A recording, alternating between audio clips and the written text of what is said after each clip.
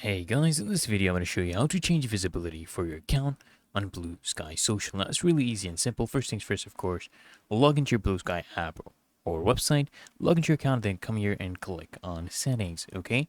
Now inside settings, what you're going to do is click on this option right here that says privacy and security. And you'll see this option that is called logged out visibility. You'll find this unchecked, okay?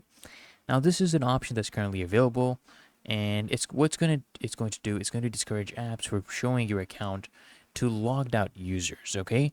This does not make your account private, but it makes it so that, if anyone comes to Bluesky and they're actually logged out, they will not see your profile. Now this is also an app, guys, right here that's called Clear Sky, okay? Now on this website, you can check how many people are blocking you and how many people you have blocked. For example, let me paste my user right here. And what you can do here is you can check your history and you can see your posts, right? I can see all the posts I have created. So for example, let me go to Bluesky and then I'm going to check this option right here, logged out visibility, check on this, and then now go back to Clear Sky.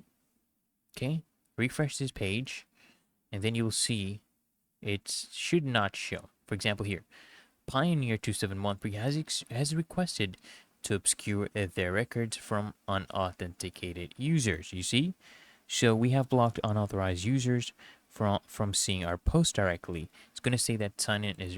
So let me show you another thing. Let me click on my profile. Let me open this in incognito. I won't be logged in there, right?